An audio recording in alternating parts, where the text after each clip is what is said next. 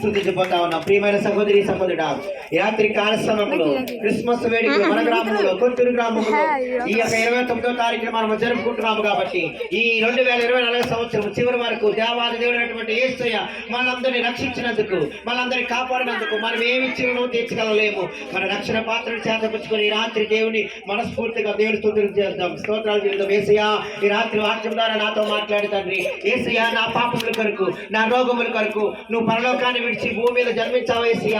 నా కొరకు చనిపోయి తిరిగి లేచిన యేసయ్య, తిరిగి రాబోతున్న యేసయ్య, మీరు నా హృదయంలోకి రండి యేసయ్య, మీరు నాతో మాట్లాడి యేసయ్య.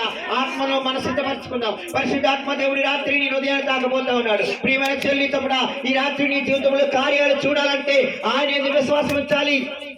ఆయన ముందు నమ్మిక వస్తే ఆయన కార్యాలు చూడబోతున్నాం. 2020 సంవత్సరంలో ఇంకా 2 దినాలు మనం వెళ్ళబోతున్నాం. నూతన సంవత్సరంలో ప్రవేశించబోతున్నాం. కాబట్టి మన జీవితంలో ఏవైతే లోటు ఉందో ఆ లోటును దేవుడు సవరింపజేయబోతున్నాడు. నీ చదువు కొరకు దేవుని అడుగు, ఉద్యోగం కొరకు దేవుని అడుగు.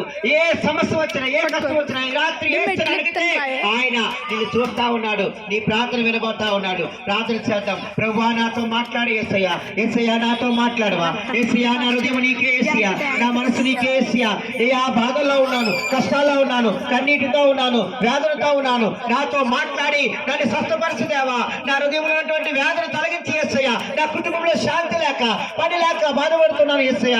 పని దయచేయండి, మనశ్శాంతిని దయచేయండి. ఈ రాత్రి అడిగితే పరలోకమందున్నటువంటి నా యేసయ్య, పరలోకమందున్నటువంటి మన యేసయ్య నిన్ను నన్ను ఈ రాత్రి చూడబోతున్నాడు. ఈ రాత్రి నీ జీవితంలో గొప్ప అద్భుతాన్ని చూడబోతా ఉన్నావు. ఈ రాత్రి సంతోషాన్ని ఇంటికి తీసుకెళ్ళబోతా ఉన్నావు. సూత్రకి ఏ రీతికైతే శుభవర్తమానం దేవుడు ఆ దినాన్ని తెలియజేశాడు, ఈ రాత్రి క్రిస్మస్ ద్వారా నీ నా జీవితంలో శుభవర్తమానం వినబోతా ఉన్నాం. ఆ శుభవర్తమానం మన ఇంటికి తీసుకెళ్ళాలంటే మన హృదయాన్ని యేసయ్యకిద్దాం, మౌనంగా ఉందాం. యేసయ్య, నాతో మాట్లాడవా అని ప్రార్థన చేద్దాం. హల్లెలూయా. ఎవరు మాట్లాడద్దు. హల్లెలూయా, హల్లెలూయా. స్తోత్రం, స్తోత్రం. నాకు వచ్చి వాక్యం కొరకు ప్రార్థన చేస్తాను.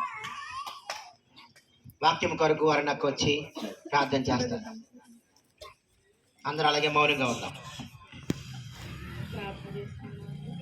మహోన్నతుడా, మమ్మల్ని అతి మిక్కిలిగా ప్రేమించిన మా ప్రియ పరలోకపు